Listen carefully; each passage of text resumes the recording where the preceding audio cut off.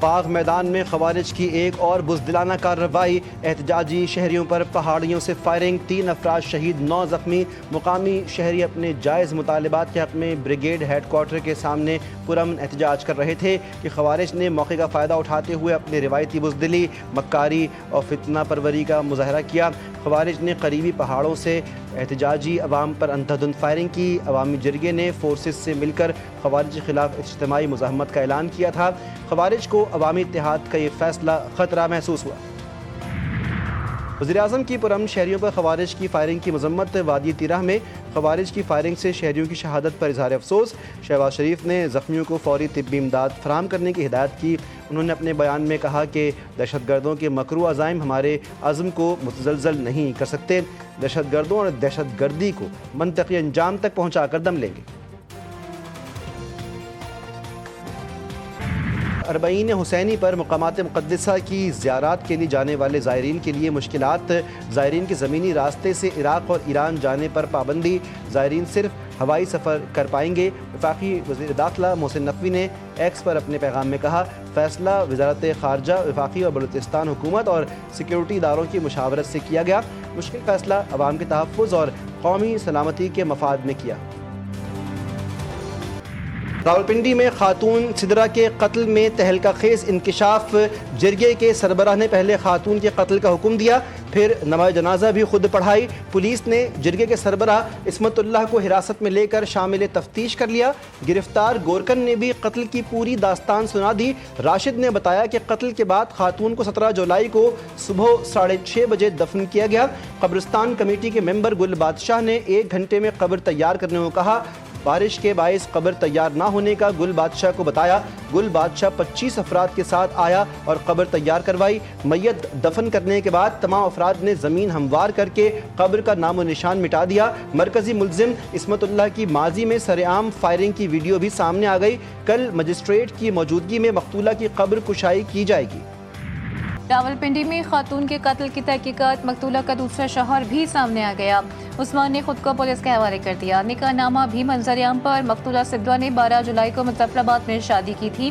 عدالت سے تحفظ بھی مانگا تھا۔ عثمان کے والد نے کہا کہ مقتولہ نے تحفظ مانگا تو میں اس کو عدالت میں لے گیا۔ ہم نے لڑکی کو اس کی فیملی کے حوالے کر دیا۔ 2 دن بعد قتل کا پتہ چلا۔ اسرائیل فلسطینیوں کو بھوکا مارنے پر تل گیا۔ غزہ کے لیے امداد لے جانے والے بحری جہاز پر اسرائیلی فوج کا قبضہ۔ ہنڈالا نامی امدادی جہاز اٹلی سے بچوں کے لیے خوراک ادویات لے کر روانہ ہوا تھا۔ امدادی جہاز پر موجود افراد گرفتار۔ جہاز پر سوار 21 رکنی عملے میں ڈاکٹرز، امدادی رضاکاروں اور ارکان پارلیمنٹ سوار تھے۔ فرانس سے منتخب یورپین پارلیمنٹ کی رکن ایما فریرو بھی موجود تھے۔ فریڈم فلوٹیلا کولیشن نے کہا، غزہ میں فاقہ کشی پر مجبور فلسطینیوں تک امداد پہنچا کر رہیں گے۔ اسرائیلی بحریہ کے پاس غیر قانونی ناکہ بندی کرنے کا کوئی قانونی جواز نہیں، صرف انسانی امداد لے کر جاتے ہیں۔ ہماری کشتی کو روکنے اور اس پر حملہ کرنے کا کوئی اختیار نہیں۔ جہاز میں سوار امریکی وکیل اور سماجی کارکن ہویدا عراف ڈٹ گئیں۔ کہا، ایک مرتبہ پھر مطالبہ کرتے ہیں کہ پیچھے ہٹ جاؤ۔ غزہ میں بھوک کی تباہ کن داستان، سکتے بچوں کو غذا کی تلاش۔ ننھے بچے بھوکے پیاسے دنیا سے جانے لگے۔ بھوک سے مزید 6 اموات۔ جاں بحق فلسطینیوں کی مجموعی تعداد 133 ہو گئی، 87 بچے بھی شامل۔ اسرائیلی حملوں سے باز نہ آئے۔ 24 گھنٹے کے دوران 88 فلسطینی شہید۔ اسرائیل کا المواسی، دیر البلح اور غزہ سٹی میں روزانہ صبح 10 سے رات 8 بجے تک جنگ بندی کے عارضی وقفے کا اعلان۔ غزہ جنگ بندی معاہدہ کسی بھی وقت ہو سکتا ہے۔ امریکی وزیر خارجہ مارکو روبیو کہتے ہیں کہ ٹرمپ کے خصوصی ایلچی سٹیو وٹکوف غزہ جنگ بندی معاہدے کے لیے مذاکرات پر کئی ہفتوں سے کام کر رہے ہیں۔ ہم پر امید ہے کہ اب کسی بھی دن غزہ جنگ بندی معاہدہ ہو جائے گا۔ اسرائیل کو عالمی سطح پر ایک بار پھر ہزیمت کا سامنا۔ حماس کے خلاف امداد کی چوری کا الزام ثابت نہ کر سکا۔ کوئی ثبوت نہیں کہ حماس نے اقوام متحدہ کی امداد باقاعدگی سے چرائی۔ اسرائیلی فوجی حکام کا اعتراف۔ رپورٹ کے مطابق اسرائیلی حکومت کا گزشتہ 2 سال سے حماس پر انسانی امداد کی چوری کا الزام لگاتی رہی ہے۔ ڈاکٹرز کا کہنا ہے کہ غزہ میں بھوک کے باعث یومیہ اموات ہو رہی ہیں۔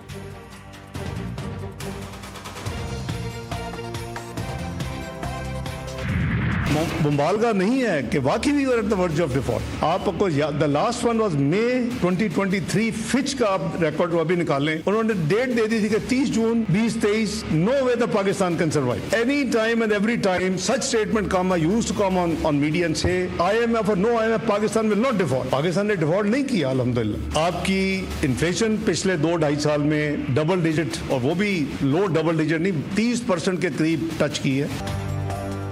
पाकिस्तानी मईशत को टॉप 20 में लाना हमारा मिशन। PTI का दौर मज़ीद 6 माह चलता तो पाकिस्तान डिफॉल्ट कर जाता।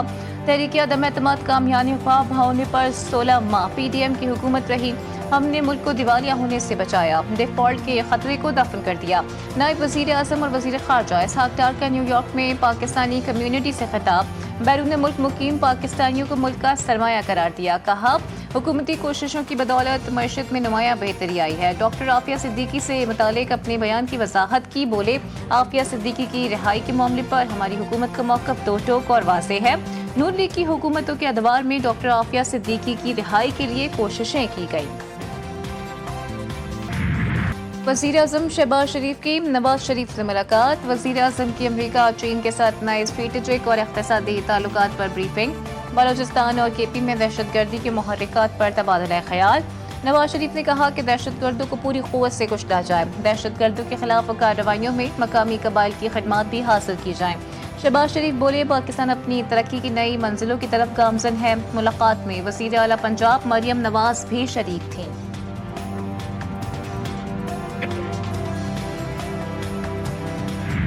इस्लामाबाद के इलाके तरनौल में 50 से जायद गधे और कई मन गोश्त बरामद। पुलिस ने फूड अथॉरिटी की दरख्वास्त पर मुल्जिमान के खिलाफ मुकदमा दर्ज कर लिया। मुकदमे में एक गैर मुल्की भी नामजद। गिरफ्तार गैर मुल्की बाशिंदे की तफसीलात सामने आ गईं। मुल्जिम जोंग वी हाल ही में 90 दिन के वीज़े पर पाकिस्तान पहुंचा। खालें गवादर ले जाकर बैरून मुल्क एक्सपोर्ट की जाती थीं। गधे काटने वाली जगह का मालिक जियांग लियांग बैरून मुल्क है।